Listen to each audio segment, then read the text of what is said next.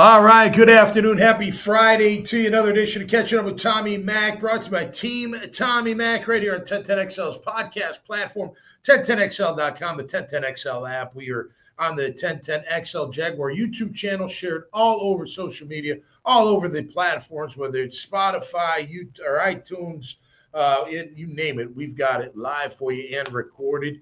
And again, brought to you by my good friends at Team Tommy Mac. You see the J-Dog. I always get that wrong. J-Dog, junk removal, and hauling. Remember them for your construction debris. You contractors, home builders, roofers, they are fantastic. They got rave reviews. Go to jdog.com. And also, it's a time of receiving, right? You get a lot of gifts, so maybe you get something new. They're going to replace something. Give that replacement a new home. Let J-Dog come and pick it up. A couch, chair, a fridge, doesn't matter, wheelchair even, they'll refurbish it and give it to families in need, veteran families in need, veteran owned and operated. Get your free estimate today, 904-506-1256. We'll talk about the rest of the team, Tommy Mac, in just a little bit. Big game, big week this week, of course, with the Jaguars, week at number 11, taking on the Arizona Cardinals at 3-7. Before you get too carried away about their record, the Cardinals' record, look, the last two games they've gotten trucked. They got trucked by San Fran by 22 points, and they also got trucked by, who are my losses? Seattle. Yeah, that was a big one for them. But nonetheless, they've had two back-to-back losses. Prior to that, their losses weren't that bad. They had 5 losses with one score. And by one score, I know everyone can, we always say that. It kind of solace. I'm not into that, but losing by a point here, 2 points there, whatnot. But the last 2 losses have been to Seattle and San Fran. San Fran was 41-22, Seattle 42-22. So this is a game that, look, again, it's any given Sunday, right? Just like last week. I tweeted out, I didn't think our Jags were going to win last week. Actually, I thought they were going to get smoked by Justin Herbert and that offense. But what did I write in the morning of the game on Twitter? I wrote, any given Sunday, LFG exclamation point. Like, it's true. We have enough players on this team to beat anybody if we play our game. So did the Chargers if they play their game and we don't take it to them like we did. But the Cardinals do as well. You look at a guy like Jacoby Brissett, you may sit there and be like, he's okay. Yeah, well, guess what? He's better than okay. Now, he's not great. He's not even – no, he's good. We'll give him good moniker. He's having a really good year, 10 touchdowns, 3 picks, got about a 91 rating right now, and 98.1 rating. He's been sacked 18 times, especially the last few games. He's gotten sacked a ton. They don't have a running game. Their O-line's beat up. Jonah Williams, we just learned on Jaguars today. I just got done with Mike Dempsey, of course, Fantoni, and Dylan Denmark. It doesn't look like Jonah Williams, their starting tackle, will be playing. He's going on IR.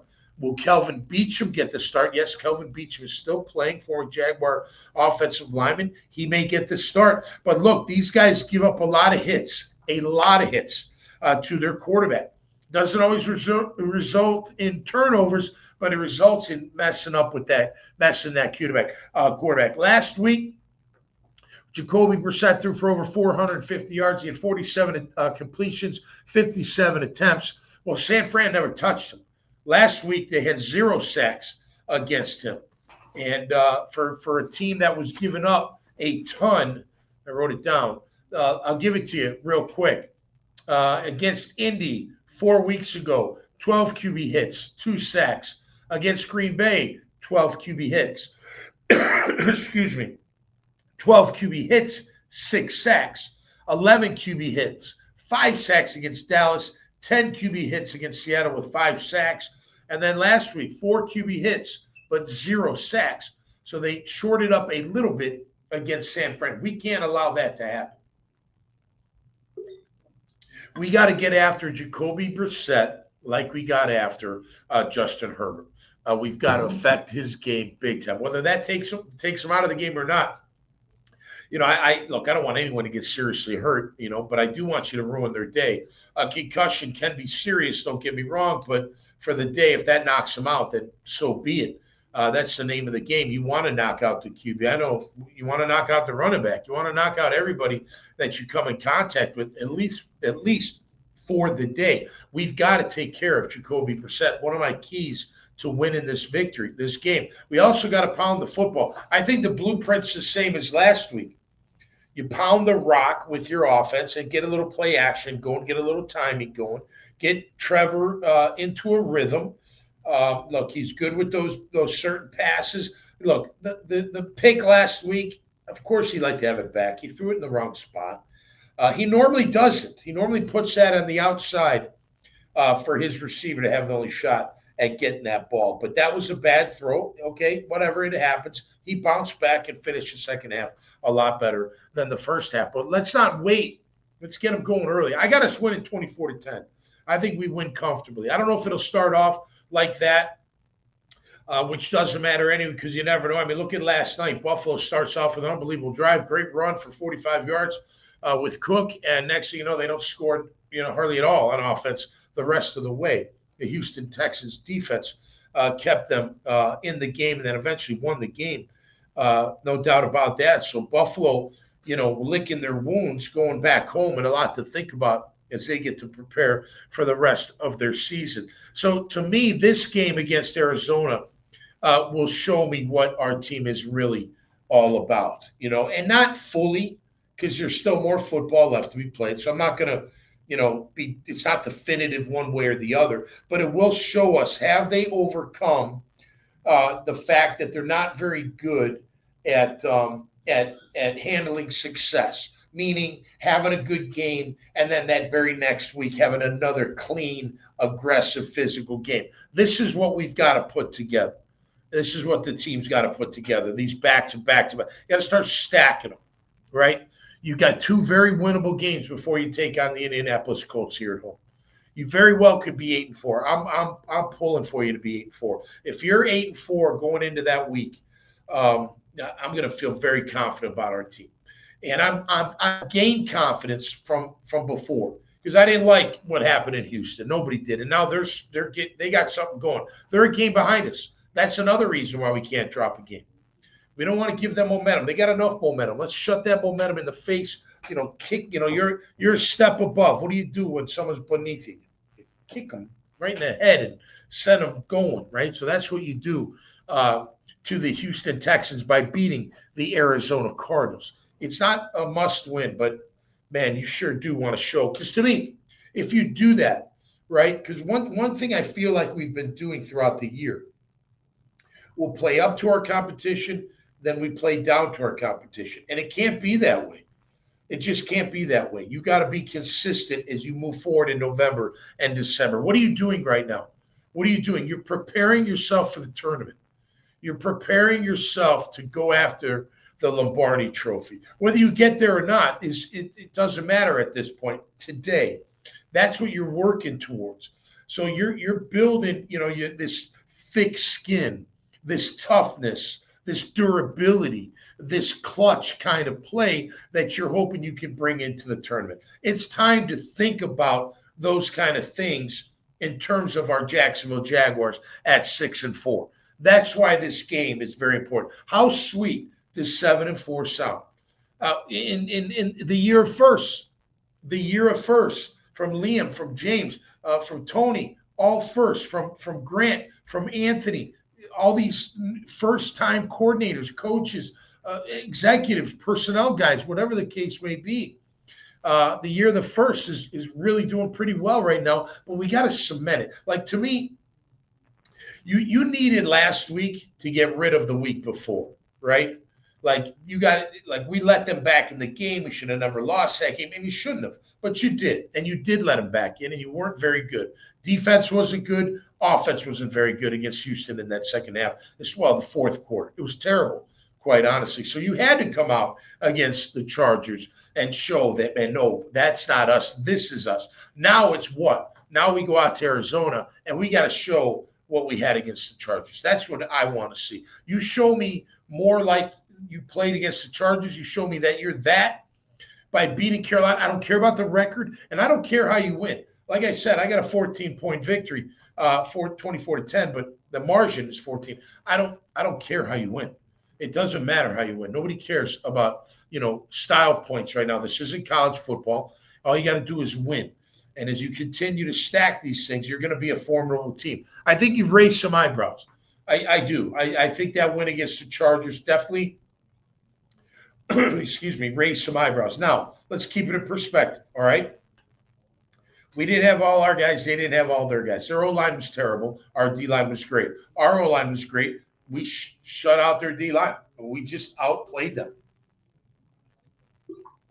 which on any given Sunday, that can happen. We've seen it, and we know it can happen. So we got to make sure that that doesn't happen. They've got plenty of players to hurt us. Their defense, not great statistically, their defense. However, Josh Sweat is a formidable defensive end. 9 sacks, 11 tackles for loss. Calais Campbell, a defensive tackle who we all know very well, still getting it done, still getting sacks. He's got 5 himself. Him and Eric Armstead are Eric's having a good year. He is, man. I hope he can continue to grow in his sack totals. Maybe he leads the team in sacks this year. And then you got Walter Nolan Jr., the rookie out of Ole Miss, who's starting to come on. He didn't play right away, but he's starting to come on. Big guy that's tough to move. So we got our work cut out for us against their front on defense. Now, they give up almost 26 points a game. They give up about 112, 113 yards in rushing a game at 4.3 yards per clip. They are very good on third down, though, and they're pretty good in the passing game. They're a little bit better us on defense in the passing game. Their secondary is pretty good. Baker's a really good safety, Will Johnson, but it starts up front. They're going to have to figure out a way to get to our guy, and our job is obviously to not allow that to happen. We are beat up a little bit.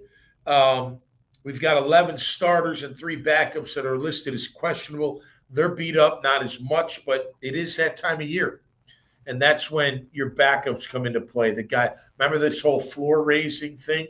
Right. So now those floor raisers are the ones that you're going to count on to help out when need be. So hopefully most of our guys are questionable. Questionable usually means 25%. No, questionable means 50%. Sorry, probable, which nobody uses anymore, it doesn't feel like, is 25%. So hopefully our guys can go. At the end of the day, it doesn't matter who's out there. We've got to figure out a way to get the job done, and I think we do.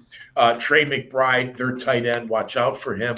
Going to be interesting. Do we learn our lesson that we maybe double the tight end if the tight end is the leading target, which he is? Of course, no Marvin Harrison Jr. He is out. No Amari Dermacado, the running back, he is out. Trey Benson, they don't know, but he hasn't been playing.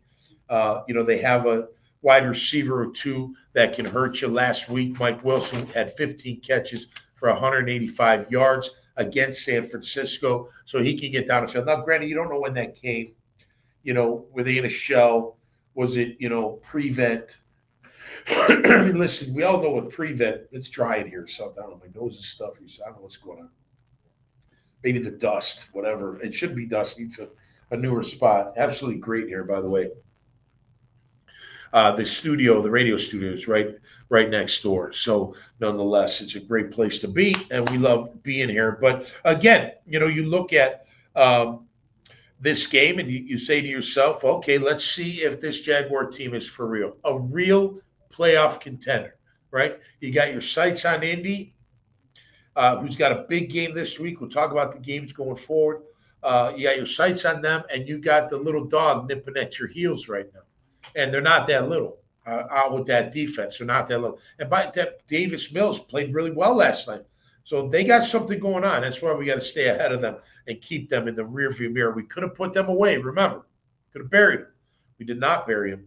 But nonetheless, hopefully we do. This week, Chicago will handle Pittsburgh. Don't know if Aaron Rodgers will play. I got Chicago winning. I think Ben Johnson's onto something. I like what they did to their roster, and they're playing well. Caleb's up and down. He's not spectacular, but he can make some plays with his legs, with his arm. He plays a little sandlot from time to time. They're a physical team. They're hitting their stride. I think Chicago wins at home. Joe Burrow practiced this week twice in 11 on 11, 2 days in a row. I expect him to play. And guess what? I think they upset New England if he plays. Maybe the shot in the arm type thing for Cincinnati. Detroit should handle the Giants. I'm not sold on Green Bay. So I got Minnesota traveling to Green Bay, beating them. Seattle, I got beating Tennessee. KC beating Indy. I think KC slide ends. I think they start racking them up. I think they show that Indy's got problems. Baltimore will handle the Jets. I got Shedeur Sanders beating Las Vegas. Now, if they can't control Max Crosby, it might be a different story, but their defense is really good as well. I'd like to see them win that one. I'd like to see Shedeur make some plays. I do have our Jags winning. They're my highest pick in the confidence picks with Jaguars today. They win 24-10. I got Dallas beating Philly at home. I just got a hunch. Atlanta, no Michael Penix. We got Kirk Cousins, no Drake London. I still have Atlanta beating New Orleans. I got the Rams winning at home against Tampa. And I got Carolina upsetting San Francisco. And I think that could happen. Carolina playing some good football. They've got a good defense, good O-line, and the quarterback's playing okay. Hey, let me clarify something, too, because I put out there on Twitter yesterday. It's funny how it's fine. I mean, look, I love the passion. It's good. You love your QB, and, a lot of you'll stand by him no matter what, and you should. You're fans. You should. He's our QB, and let's be honest, it's not changing. So get that out of your mind if you think it's going to change. It's not going to change. He's our guy, and I like Trevor, like I said today.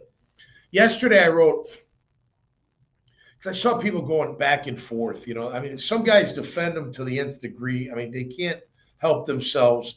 The eye test doesn't say what they think. It just doesn't. You can give me all the stats you want. This situation, that we know what Trevor is. He's okay. That's not bad. Everyone's like, oh, that's bad. And I get it. You're paying a guy a lot of money. You're not paying him, but the team is. So I'm okay. After a while, for me, this is my opinion. Your draft status, I don't care. I don't care that you were number one pick overall. I don't sit there and be like, oh, you're a bust because you're number one pick. I don't care. I don't think he's a bust at all. I think he needs to play a lot better, and I do think there's problems with his game. But you can win with Trevor. You can win with Trevor. We showed it last week. He didn't have a great stat game last week. He had a really good second half. First half wasn't that good. Second quarter was better than the first. But then the rest was good. But he didn't really, shine, like wow you with stats. And guess what? I don't care. I don't need him to throw 400 yards. I don't need him. I like to see more touchdowns thrown, but I don't need – if he runs for one, throws for one, and doesn't turn the ball over and throws for 185 yards, and we win, so what? Does it matter? I mean, you fantasy people, it might matter, but I don't play – I mean, I play with me and Fan Cam have a team, but he does all the work, to be honest with you. I don't do shit. But I don't care about that. So let me just be really clear there. That doesn't matter to me what kind of stats Trevor Lawrence puts up. I don't care if he's recognized as a top 5 QB. He's not one. He's not top 10. He's probably around top 15, somewhere in that range. It's okay. Who cares? As long as we're winning. And as long as he's helping us win.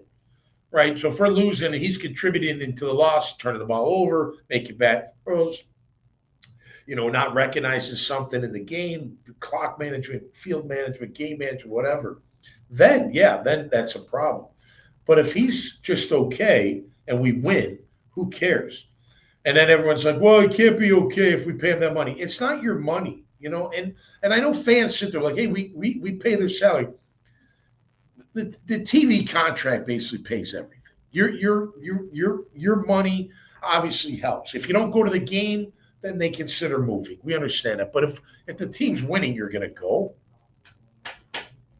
Whether you like the quarterback or not, you're still going to go to the game if you are a ticket holder, right? And look, I'm pulling for him. I want Trevor to lead us to victories. That's what I want.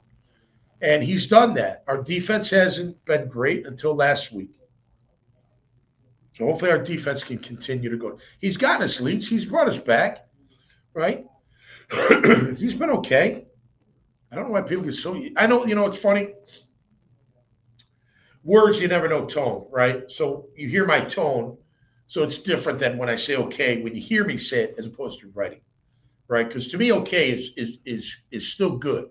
There's not good, and then there's good, and in between means what? You're okay. We can win with you. There's nothing wrong with that at all, in my opinion. Again, by the way, his new money don't kick in until next year anyway. And I get, and that's what I wrote this morning. Like, look, if you don't extend your first pick in the draft before the 5th-year option, you're sending a message to the league that you don't truly believe in it.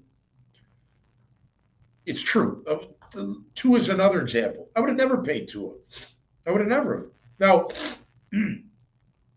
excuse me, what does that mean? Like, would I get rid of Tua and go a totally different direction? Before I paid him, I might have.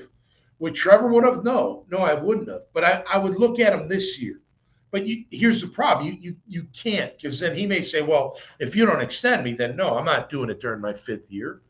I'll go be a free agent. You truly don't want me. So it's this game you got to play. And you're not ready to call quits on Trev after year 4. I get that. So you had to pay him. I wouldn't have paid him. I wouldn't have, but I guess you kind of had to. And now he is paid, and now he's ours. So instead of, well, you can do whatever you want. But to me, he's got the right toughness. He is a competitor. I do think he cares. He's got some issues with seeing things. We can all agree on that. But he also makes dynamic plays too. He makes really great plays. So at the end of the day, we can win with them. We got to have the defense play well. The running game is there. You got to have it. The completion percentage has got to get better and better and better. It's got to be more accurate. Again, the second half, he was very good. He was 7 of 8 in the third quarter on that long drive. I think it was a 19-play drive. But we need everybody. I tell you what, I'm going to find out. We're going to find out real quick how our O-line comes out to play, and our D-line. Our D-line went 3 and out first 3 drives last week. Our O-line came out feisty as hell. We're going to find out right away what kind of attitude they have. And I hope it's the same attitude that they had last week against the Chargers. Because if so, you're going to win this game. And you're going to be 7-4, and you're going to come home. And then you got Tennessee, and then you're going to beat them. And then you're going to have Indy. And we'll see what record they're at. But you could be sitting very, very pretty. Okay? So I've changed a little bit, right? A week ago, last week, I didn't like the way they played. I didn't like how they let Houston back in. I didn't like any of it. And I really questioned that team. Well, what did they do? They came out and they battered the Chargers and redeemed themselves. I'm not totally full on like that's them. I know what Liam said, like this is our standard. Well, that's what you want it to be until you do it multiple times. It's not your standard at all. It's your your wish, your goal is to play like that every single week. I hope they do. That's the way you play the game. That's the way you do it. That's Jaguar football. I texted Big Toe and I said, that's how the Jaguars play football, man. Physical, physical, physical. So hopefully they can do that because if they do, they will have a great shot. Once again, if I may, I've been tallying the QB hits and sacks, right? So Arizona on offense, they've given up 75 QB hits and 34 sacks. Our offense has given up 56 QB hits and 26 sacks. So we've done a lot better job. Our defense, their defense, 48 QB hits, 19 sacks. Our defense, 49 QB hits with 15 sacks. So pretty close in that regard. We got to make sure we take care of that line of scrimmage. All right, let's get into it with the team stats by Team Tommy Mac, brought to you by Team Tommy Mac. I already mentioned J-Dog Junk Removal and Hauling, jdog.com, Carpetman Flooring, LVP, hardwood, all kinds of flooring, highest quality at the lowest prices. Chris Rosero's Bail Bonds gets you out of the clink in a blink. 904-822-2245. Morgan & Morgan, the largest injury law firm in the land. Go to Pound Law, call Pound Law, that's all, or forthepeople.com. J-Dog, I mentioned, Azar Sausage, the best in town, Winn-Dixie, and Native Son. Code Ninjas, 5 great locations for you, codeninjas.com, and your children to get a leg up in the world of technology. Newmark Phoenix Realty Group, the #1 commercial real estate firm around these parts and beyond, including development and investment sales. They do it all. They do a great job and find a solution for you. Courtney Myers is the man. He is a fractional CFO and Freedom Finance can help you and your business with all their financial situations. Rick O'Connor's Allstate Insurance, 904-380-8494, handles all types of insurance for you. He handles our auto insurance as a family, so give him a shot to give you a quote. 3 great locations. Salt Air Inn and Suites. Visit saltair.com, a fantastic spot to spend the week, weekend, or night. 4 blocks from the beach and 2 blocks from all the action in Atlantic Beach. Last, certainly not least, Coconut Joe's hot sauces. They are the best hot sauce, I'm telling you. Pineapple Ghost, garlic parm, phenomenal. The daddle, mango, and the sriracha, which is my favorite. They are absolutely incredible. Go to Family Traditions, specialtyfoods.com to see it all right there. All right, let's get into the team stats. We give up 22.6 points per game. Guess what they score? 22.4. I think we're going to shut them down, though. We score 24 points a game. They give up 25.5. I think we're going to get that 24 points once again. Our yards per carry, ETN at 4.7, Tootin at 4.0.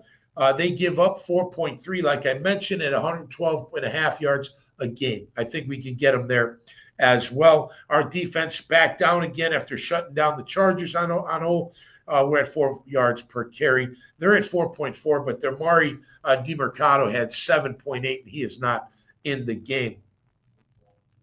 We'll see if Trey Benson makes the active roster. They were not ready to announce that yet. Yards per attempt, we're at 6.4. Brissett's at 7.4. We're at 60% completion. He's at 67 almost. Our defense, 62% completion at 6.7. Their defense is 6.9 per completion at 65%. They're real good on third down on defense at 38%. Our offense is 37. Their offense, 44.5, really good on offense, and we're about 43.2. We're up and down on that third down on defense. Got to do a better job getting off the field. They did a pretty good job last week. Touchdown scored, 3 and out, touchdown scored, punt. Yeah, did a really good job. Their fourth down, we're 14 to 23 on offense, 6 to 13 on defense. Ironically, they're 6 to 13 on offense and 7 to 16 on defense. I told you the sacks and the QB hits. They give up a lot more, and we're about even on defense. We have 15 sacks. They have 19. They have 49 QB, or we have 48. We have 49 QB hits. They have 48. They have 47 tackles for loss. We have 39. So there you have that. 8 interceptions for us, 3 for Brissett, 10 touchdowns, 11 touchdowns for Trevor. Let's see. Their defense has given up 6. No, their defense has 6 interceptions. Gave up 13 touchdowns. We have 13 interceptions, giving up 21 touchdowns. So we're at +8 on turnover ratio. They're at 0. Last week, they had 17 penalties. We had 1. So we see that trajectory, the way we're going. Got to keep it clean, keep it physical, and keep it tight, and you will win this football game. There's no doubt in my mind. I know my compadres, my cohorts on Jaguars today were a little nervous. We'll find out if Taylor Dahl is nervous, as her and I will handle helmets and heels today, as LB has got the week off. And happy Thanksgiving to her and her family. 2 to 4 p.m., 92.5 FM, or 1010XL.com. Come and join us, and we'll have a great time. Eric Armstead will join us, and we'll find out if they really were hearing the noise and got them ticked off to play better, because they sure did play a whale of a game last week. All right, that'll do it for me right here on Catching Up with Tommy Mac, Friday edition, brought to our good friends at Team Tommy Mac, and here in the 1010XL podcast studios and the platform. Until next time, y'all stay safe. Y'all be cool out there. Be cool and stay safe. LFG Jags, exclamation point, times infinity and beyond. And come home with that W, baby. 7-4 with a chance to control your destiny. Wouldn't that be so divine? Yes, it would. We'll see you next time right here on Catching Up. Have a great day and a great weekend, everybody. Peace and love.